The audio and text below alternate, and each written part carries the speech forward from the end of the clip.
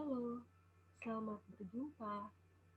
Perkenalkan, saya Enda Cahyani Ratri dengan NIM 191224049 dari kelas 19B.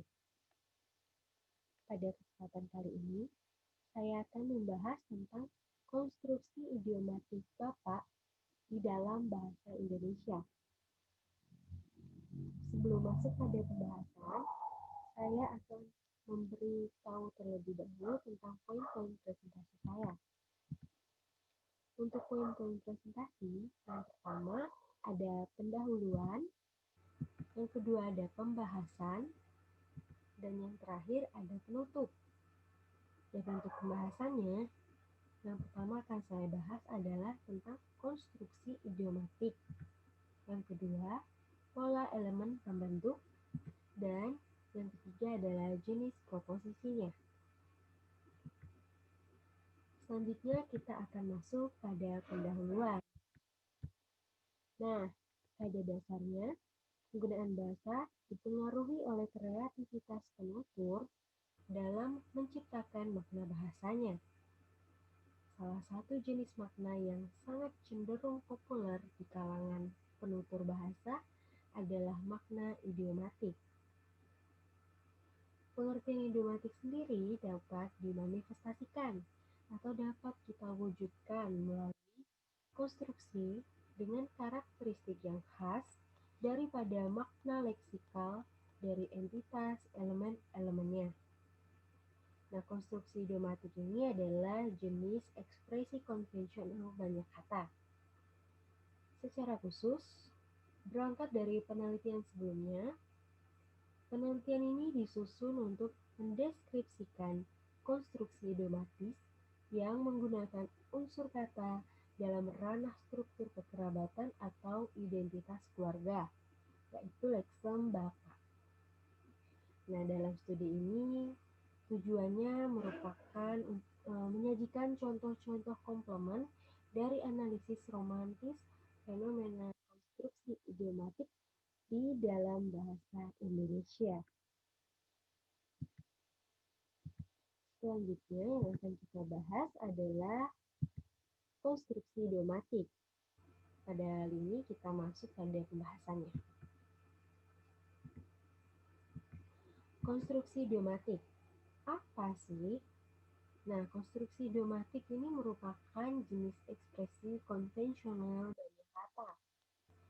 Sejak periode Bloomfield telah terungkap gagasan tentang informasi idiosinkratik yang diwujudkan dalam berbagai konstruksi bahasa, seperti konstruksi idiomatik.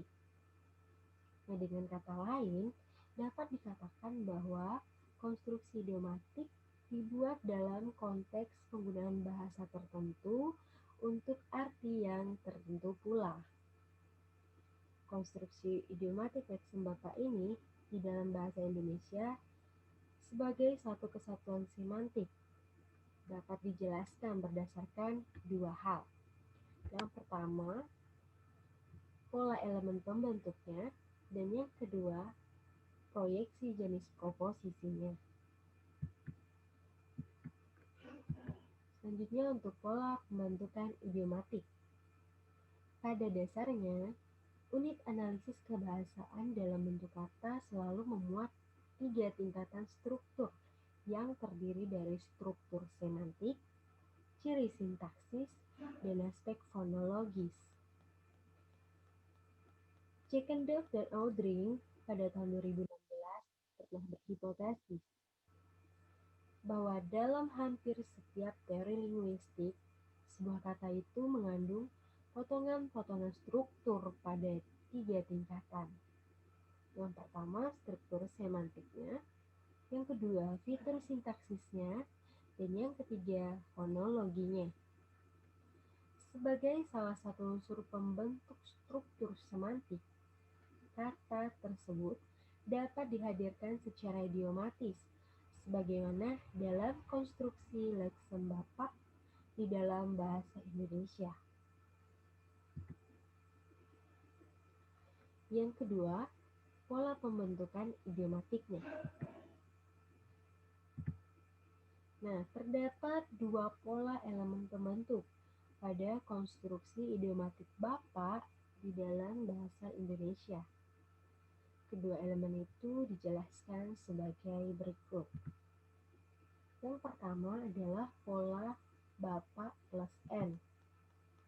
Mengenai pola pertama, Turvey dan Moreno pada tahun 2006 menyebut pola tersebut sebagai sistem yang mengatur dirinya sendiri. Bisa kita lihat pada contoh penyajian 5A dan 5B. Pada penyajian 5, yaitu bahkan Bapak rohani saya yakin akan adanya.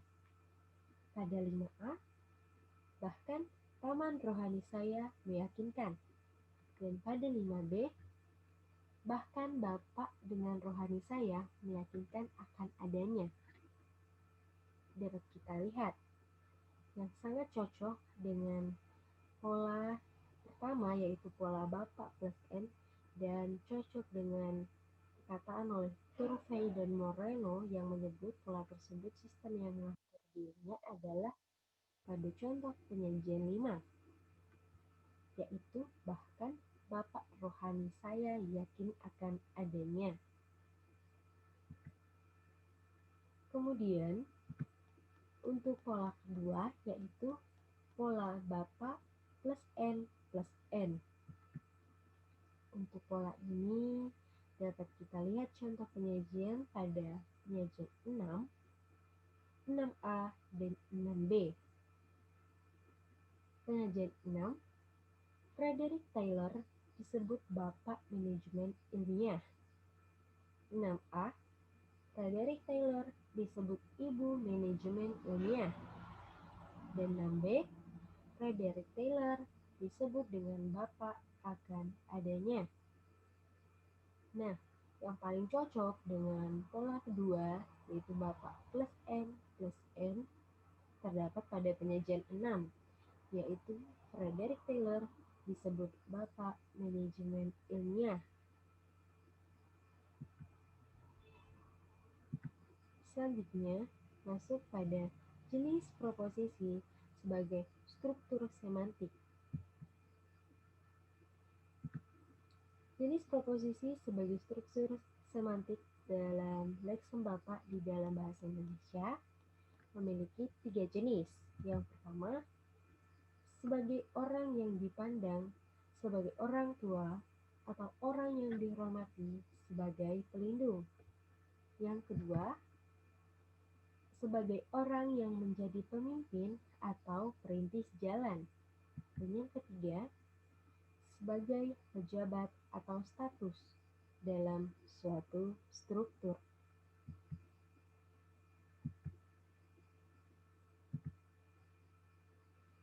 Untuk jenis proposisi yang pertama, yaitu orang yang dipandang sebagai orang tua atau orang yang dihormati sebagai pelindung. Pada kali ini konstruksinya adalah Bapak Bangsa. Dapat kita lihat contohnya pada penyajian 7, penyajian 7A, dan penyajian 7B. Pada penyajian 7, mereka juga menganggapnya sebagai Bapak Bangsa Arab melalui Ismail anaknya. Untuk 7A, mereka juga menganggapnya sebagai anak bangsa Arab. Dan 7B, mereka juga menganggapnya sebagai bapak dari bangsa Arab. Nah, yang paling cocok dengan jenis proposisi pertama terdapat pada penyajian 7, karena dilihat dari konstruksinya sebagai bapak bangsa,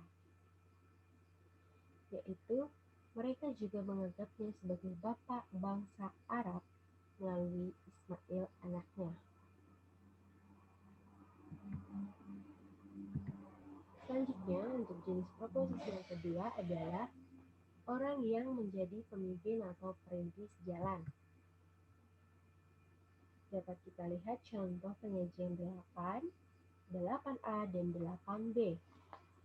Pada contoh penyajian 8, Hippocrates, dia adalah bapak ilmu kedokteran. Dan 8A, Hippocrates dia adalah anak ilmu kedokteran. Dan 8B, Hippocrates, dia adalah bapak pemilik ilmu kedokteran.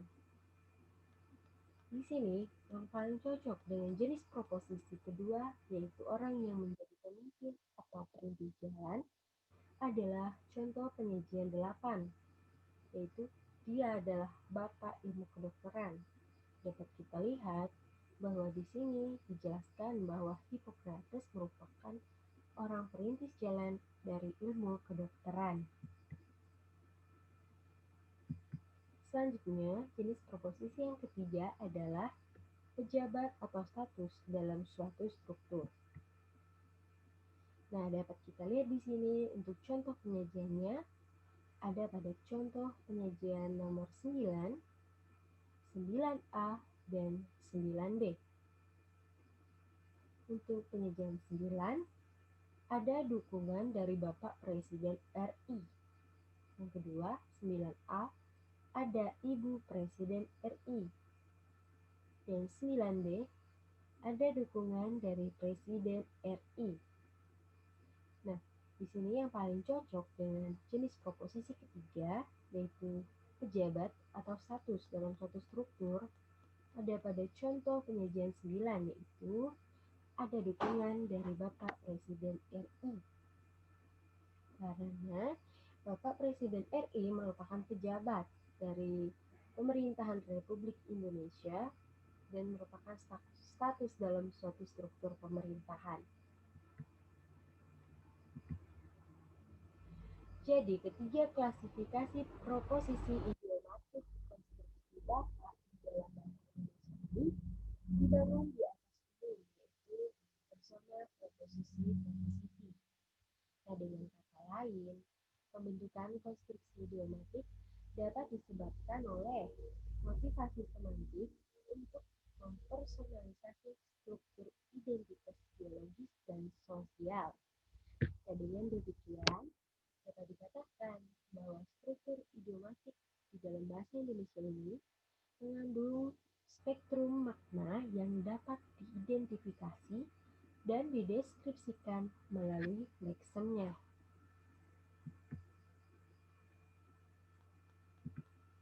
Masuk pada penutup, yaitu kesimpulannya.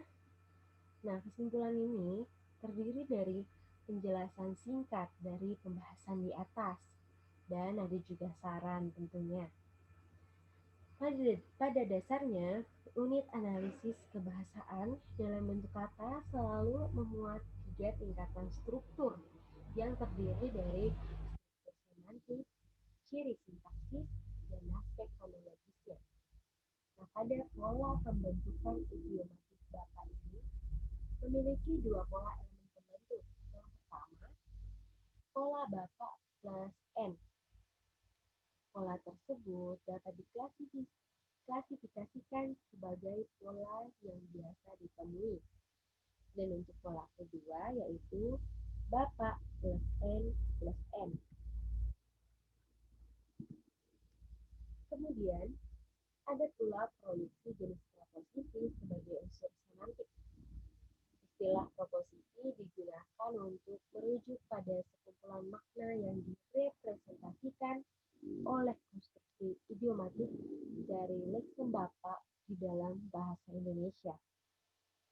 Pertama, sebagai orang yang dipandang sebagai orang tua atau orang yang dihormati sebagai pelindung. Yang kedua, orang yang menjadi pemimpin atau perintis jalan. Dan ketiga, sebagai pejabat atau status dalam suatu struktur. Untuk ketiga klasifikasi proposisi idiomatik konstruksi Bapak di dalam bahasa Indonesia ini dibangun di atas umum, yaitu persona proposisi-proposisi. Untuk saran studi yang dapat digunakan untuk lebih memahami penelitian ini, yaitu menganalisis berbagai bentuk konstruksi idiomatik di dalam bahasa Indonesia, tentunya yang berbasis domain pada istilah kekerabatan.